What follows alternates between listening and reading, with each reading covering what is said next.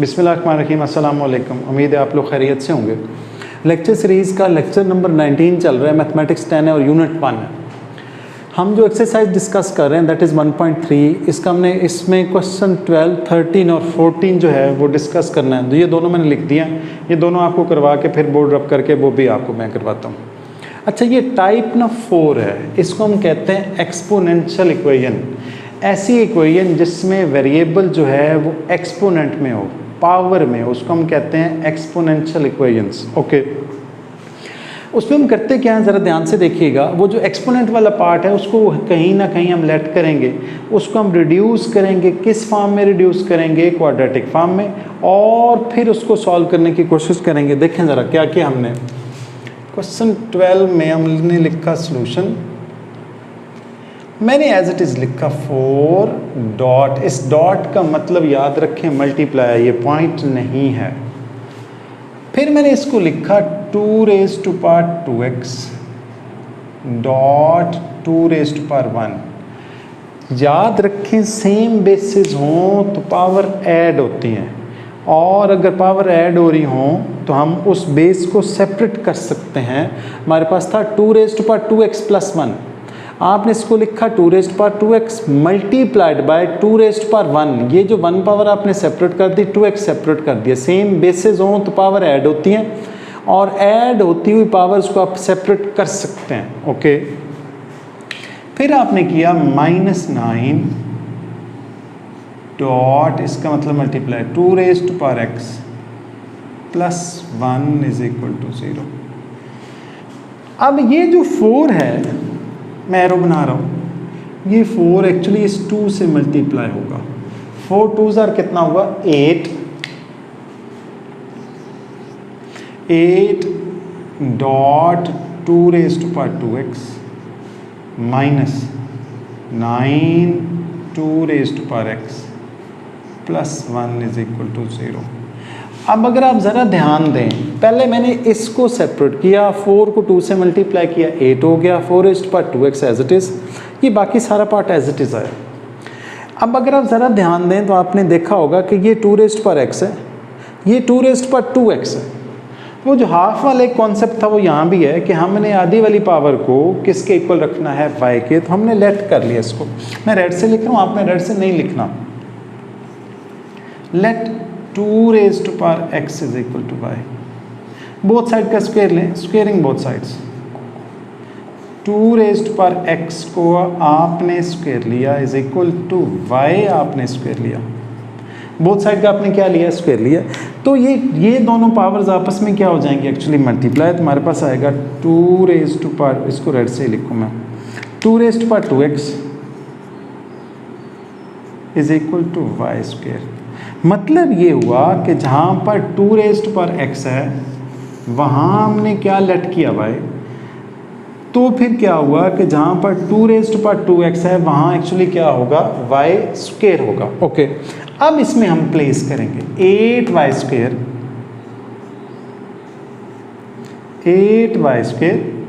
Minus 9y plus 1 is equal to 0। ये तो बहुत ही आसान हो गया। 8 1s आर कितना होगा? 8। अब 8 कैसे दो फैक्टर के -9 बने? बड़े आराम से बन सकता है, -8 और -9।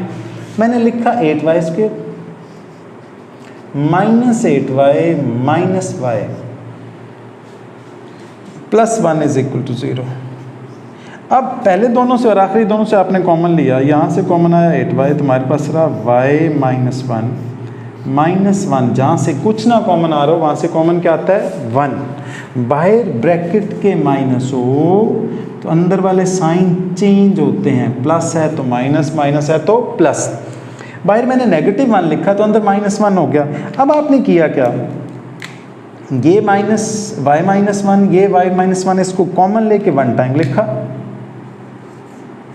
y माइनस 1, और साथ लिखा 8y minus 1 is equal to 0। इन दोनों फैक्टर्स का प्रोडक्ट 0 के इक्वल है। तो जैसा हमने प्रीवियस क्वेश्चन में डिस्कस किया था, दो फैक्टर्स का प्रोडक्ट 0 के इक्वल हो तो दोनों फैक्टर्स को किसके इक्वल रखते हैं? 0 के। तो मैंने दोनों को किसके इक्वल रखना है? 0 के। मेरे पास आएगा y minus 1 is equal to 0। दरम्यान में लिखता हूं और, कुछ लोग कॉमन डलवाते हैं वो ठीक है, लेकिन और लिखें तो ये मैथमेटिकली ज़्यादा बेहतर है। 8y minus 1 is equal to 0।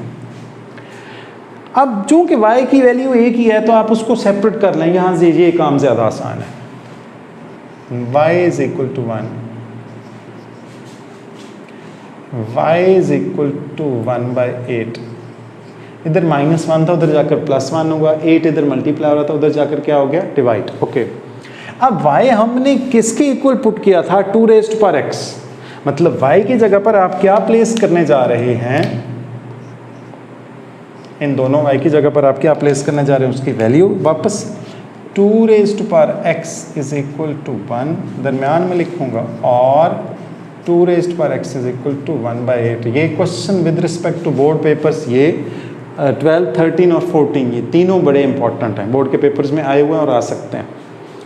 अच्छा, हमने अगर जो एक्सपोनेंट है वो वेरिएबल हो, यानी ये जो x है वो एक्सपोनेंट में हो, तो आपने बेसिस सेम करने होते हैं। ओके, एक बात आपने याद रखनी है, ये क्वेश्चन का पार्ट नहीं है, यहाँ मैं ऐसे रफ लिख देता हूँ। याद रखें, किसी की भी पावर 0 हो वो एक्चुअली किसके इक्वल होता है, 1 के। मैं अगर ऐसे लिख दूं 2⁻0 दैट इज इक्वल टू 1, किसी की भी पावर 0, 5⁻0 1, 15⁻0 1, x⁻0 1। ओके, मैंने इसको किया 2⁻x इज इक्वल टू 1 को मैंने लिखा 2⁻0। याद रखें, किसी की भी पावर 0 हो वो एक्चुअली किसके इक्वल होती है, 1 के। तो मैंने इस 1 को ये बनाया है, ये यहाँ से 2⁻0 किसके इक्वल है, 1 के। ओके, अब इसको मैंने एज इट इज लिखा 2⁻x इज इक्वल टू 1/2⁻3। 8 जो है ना वो एक्चुअली 2 को 3 टाइम्स मल्टीप्लाई करें, 2 2 4 4 2 8, तो हम 8 को लिख सकते हैं 2⁻3। बेसिस हम सेम करने जा रहे हैं ताकि वो जो एक्सपोनेंट में वेरिएबल है उसको हम फाइंड आउट कर सकें। ओके, अब अगर बेसिस सेम हो तो वो जो पावर्स हैं या जो एक्सपोनेंट हैं वो भी आपस में क्या होते हैं, इक्वल। हम इम्प्लाइज दैट डालेंगे। कुछ लोग यहाँ कैंसिलेशन करवाते हैं, कर लें, सही है, ना करें तो बहुत बेहतर है। x इज इक्वल टू 0, दरमियान में लिखूंगा, और 2⁻x इज इक्वल टू 2⁻3। ये -3 कैसे है भाई, डिनोमिनेटर में 2⁻3 था, न्यूमरेटर में जाएगा तो क्या हो जाएगा, 2⁻3। फिर हम लिखेंगे x is equal to -3। x की 2 रूट आए हैं, 2 वैल्यूज आई हैं, तो हमारा जो सॉल्यूशन सेट बनेगा दैट वुड बी 0 और -3। ये आपका आंसर, ये आपका क्वेश्चन नंबर 12 कंप्लीट हुआ। अब हम करेंगे question number 13, same as it is है। देखें जरा, लिखा हमने सॉल्यूशन 3⁻2x डॉट 3⁻2। मैंने आपसे कहा था सेम बेसिस हो तो पावर ऐड होती हैं, और ऐड होती हुई पावर्स को सेपरेट कर सकते हैं, और बेसिस वो जो एक दफ़ा है उसको हम 2 3 4 दफ़ा, जितनी भी पावर्स होंगी उतनी दफ़ा लिख सकते हैं। 2 पावर्स थी तो मैंने दरमियान में डॉट डाला। इस डॉट का मतलब पॉइंट नहीं है, इस डॉट का मतलब multiply, is equal to 12.3⁻x-3। अब इस 3 को, जिस पर मैं रेड से टिक करने लगा हूं, इस 3 को हम लिख सकते हैं 9, मतलब 9 इंटू 3⁻2x। मैंने इसका स्क्वायर जो है, 3 का स्क्वायर 9 होता है, वो पहले लिखा और ये बाद में। इसको इधर ला रहा हूँ, सारी इक्वेशन को, सारी वैल्यूज़ को एक साइड पर, जाहिर है आपको पता है, शिफ्ट करते होते हैं। हमारे पास आएगा -12 3⁻x plus 3 is equal to 0। ये सारे जो हैं इक्वालिटी के एक साइड पर शिफ्ट हुए हैं, ये भी इधर शिफ्ट हुए और ये भी इधर शिफ्ट हुए, उधर 0 रह गया। ओके, अब आप देखेंगे ये 3⁻x है, ये 3⁻2x हमारे पास यहाँ पर था, 2 रेस्ट पर x था और 2 रेस्ट पर 2x था, सेम क्वेश्चन है, उसी तरतीब से है, हमने लेट किया 3 raised power x is equal to y, squaring both sides, 3 raised power x का whole square is equal to square of y। हमारे पास है कि 3 raised power 2x is equal to y square, ये, और 3 raised power x is equal to y। अब आपने दोबारा से इनको प्लेस करना है, 9 इंटू इस 3 रेस्ट पर 2x की जगह हम क्या लिखेंगे, y स्क्वायर। हमारे पास आएगा 9y स्क्वायर माइनस 12y, इसकी जगह हमने y लिखा, प्लस 3 इज इक्वल टू 0। अब 9 3 जार कितना हुआ, 27। क्या 9 और 3 को अगर आप एडजस्ट करें तो -9 -12 बनता है, बिल्कुल बनता है। हम इसको ऐसे लिख सकते हैं 9y square minus 9y minus 3y, minus 9y minus 3y minus 12y, और -9 माइनस 3 प्लस 27, प्लस का ही 27 चाहिए था। 9 3 जार 27, उस 27 के 2 फैक्टर बने, याद रखें। अब आपने 9y और 9y कॉमन लिया, हमारे पास रहा 9y कॉमन लिया, यहाँ रहा y माइनस 1, कुछ ना यहाँ कॉमन आ रहा है, सॉरी 3 कॉमन आ रहा है। अब हमारे पास आएगा y माइनस 1, ब्रैकेट के बाहर माइनस हो तो ब्रैकेट क्लोज करते हुए भी अंदर वाला साइन चेंज होता है, प्लस है तो माइनस, माइनस है तो प्लस, ओके। फिर हम इस y माइनस 1 को और y माइनस 1 को 1 टाइम लिखेंगे, हमारे पास आएगा y माइनस 1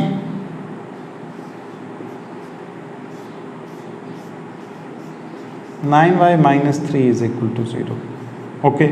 दोनों फैक्टर्स को मैंने किसके इक्वल रखना है, 0 के। मेरे पास आएगा y minus 1 is equal to 0, दरम्यान में लिखूंगा, और 9y minus 3 is equal to 0, okay जी। बाकी पार्ट यहाँ कर रहा हूँ, ये लीजिए। अब y minus 1 is equal to 0, तो y कितना हो जाएगा 1, और 9y is equal minus 3 is equal to 0, तो 9y इज इक्वल टू 3। हम ऐसे लिखेंगे इसको, y is equal to 1, okay, दरम्यान में लिखूंगा, और 9y माइनस 3 तुम्हारे पास आएगा y is equal to 3/9, 3/9 mean मतलब 1/3, 3 1 ज़ा 3, 3 3 ज़ा 9 मेरे पास आया। अच्छा, y की अब हम वैल्यू प्लेस कर रहे हैं, y किसके इक्वल है, y है 3 रेज़ टू पावर x के, दोबारा से x में हम आना चाह रहे हैं, तो y की जो वैल्यू थी जो हमने प्लेस की थी वापस प्लेस करेंगे, 3 raise to power x is equal to 1, दरम्यान में लिखेंगे, और y इज इक्वल टू 1/3, ठीक। 3 raise to power x is equal to 1 और y इज इक्वल टू 1/3। अब मैंने आपसे कहा था, यहाँ रफ बना देता हूँ, ये लें, रफ लिख दिया। इस रफ में 3 raise to power 0 is equal to 1, यानी जहाँ पर 1 है वहाँ आप क्या लिख सकते हैं, 3 रेज़ टू पावर 0। इस 1 को मैं क्या लिखूंगा, 3 रेज़ टू पावर 0, मैंने लिखा 3 raise to power x is equal to 3 raise to power 0, इसको ब्लैक से लिखूँ, ज़्यादा बेहतर है। 3 raise to power x is equal to 3 raise to power 0। मैंने आपको बताया कि इस 1 को मैंने एक्चुअली किस में चेंज कर दिया, 3 रेज़ टू पावर 0, किसी की भी पावर 0 वो किसके इक्वल है, 1 के। या फिर हमारे पास है y is equal to 3 raise to power -1, इस पर इसकी पावर 1 थी तो ऊपर जाएगी तो कितनी हो जाएगी, -1, और y को भी हमने वापस प्लेस कर लिया, y यहाँ ही प्लेस कर देता हूँ, यहाँ y की वैल्यू थी 3 raise to power x, 3 raise to power x, okay. अब जाहिर है बेसिस सेम है, दरमियान में इक्वालिटी है, when bases are same their exponent will also be same, okay. तुम्हारे पास आएगा x इज इक्वल टू 0, या फिर x इज इक्वल टू -1। अब आपने इसका सोल्यूशन सेट लिखना है, दैट वुड बी 0 और -1। ये आपका क्वेश्चन नंबर कंप्लीट हुआ 13। मैं आपको जो 14 है वो बोर्ड रख करके कराता हूँ।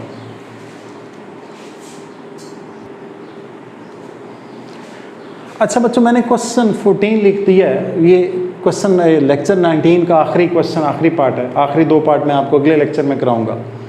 ये भी एक्सपोनेंशियल है, क्यों? इसमें जो अननोन है या जो वेरिएबल है वो एक्सपोनेंट में है, पावर में है, तो उसको हम क्या कहते हैं? Exponential equation. ओके, इसको थोड़ा सा सिंप्लीफाई करने की कोशिश करते हैं। हम लिखेंगे सॉल्यूशन।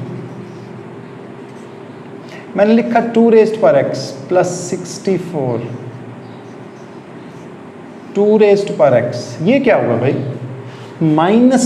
-x था, यानी उसकी पावर माइनस थी, उसको पॉजिटिव करने के लिए हम कहाँ ले गए? डिनोमिनेटर में। Okay, -20 is equal to 0। सही। अब ये 2 रेज़्ड पावर x है, ये भी 2 रेज़्ड पावर x है। इस 2 रेज़्ड पावर x को आप किसके इक्वल लिख सकते हैं? y के। और फिर हम इसको क्वाड्रेटिक बनाएंगे। हम लिखेंगे let 2 raised power x is equal to y। अगर ऐसा है कि 2 रेज़्ड पावर x y के इक्वल है तो हम इसको ऐसे लिखेंगे, y plus 64 over y -20 is equal to 0। फिर क्या होगा? हम पूरी इक्वेशन को y रिमूव करने के लिए जो डिनोमिनेटर है, हम क्या करेंगे? किससे मल्टीप्लाई कर देंगे? y से। Multiplying with y on both sides.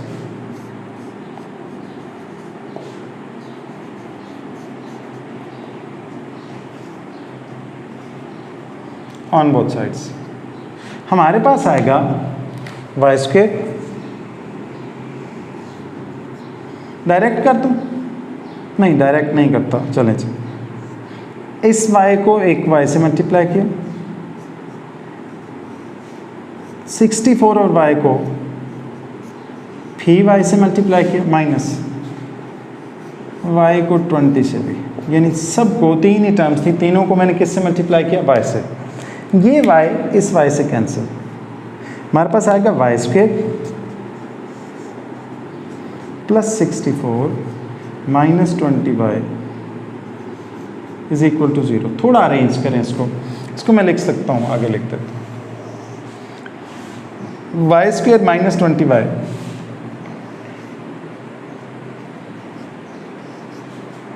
Plus 64 is equal to 0।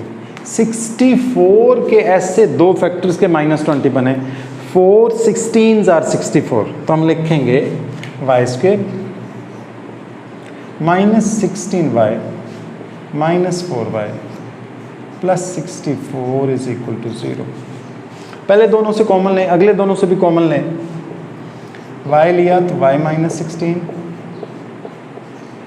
y minus 16, इसको कॉमन लेके 1 टाइम लिखा,